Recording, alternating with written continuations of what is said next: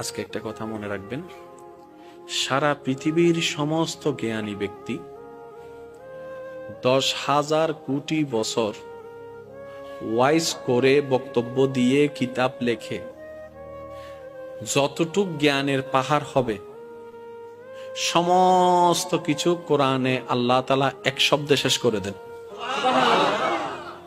আরেকটু জোরে বলেন না।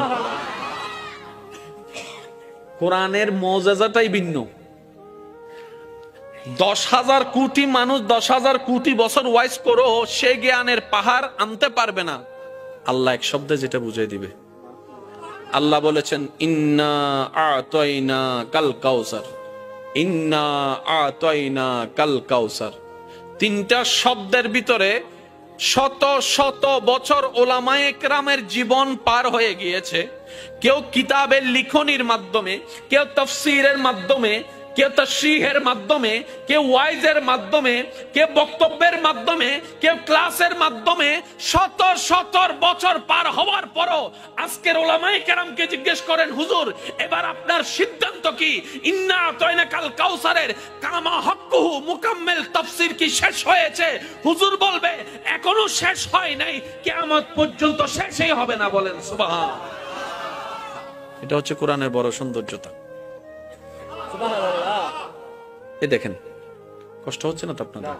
প্রত্যেকটা বান্দার কাছে আল্লাহ পাক নামাজের হিসাব নিবে না? বলেন না, নিবেন না? রোজার হিসাব আল্লাহ তাআলা কিন্তু শুকরিয়ার হিসাবও নিবে। কি কি শুকরিয়া করছস বল। এবার চোখে দিয়েছেন কে? আল্লাহ। তো দেখতে পারাটা আল্লাহর রহমত, আল্লাহর নিয়ামত, তাহলে শুকরিয়া আদায় করতে হবে। ঠিক আছে? বলতে পারা আল্লাহর নিয়ামত, তাহলে শুকরিয়া করতে হবে। শুনতে পারা আল্লাহর নিয়ামত, এভরিথিং আল্লাহর নিয়ামত, শুকরিয়া করতে হবে। তাহলে এখন কি হবে জানেন? 24 ঘন্টা আমাদের কি করতে হবে? আল্লাহ, যতক্ষণ জাগ্রত থাকবো চোখে দেখতেছি, আল্লাহ চোখের ফলক খুলছে, তোমার দয়া, আলহামদুলিল্লাহ।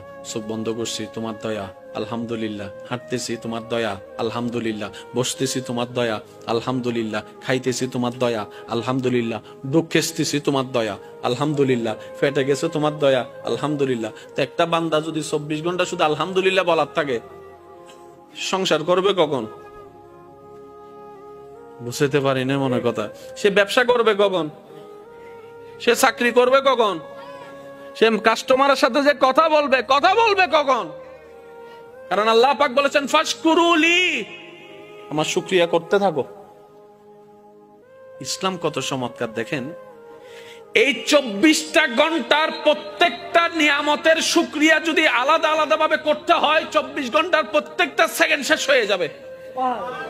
ব্যবসা করা হবে, একটু জোরে বলতে হবে, চাকরি করা হবে, হাঁটা হবে, বসা হবে, বিবাহ করা হবে, সংসার করা হবে, ফ্লাইট চালানো হবে, কিছু করা যাবে না। তো নবী রাহমাতুল লিল আলামিন বলছেন, আল্লাহ 24 ঘন্টা যদি আমার উম্মত শুকরিয়া করতে থাকে, সে চাষ করবে কখন?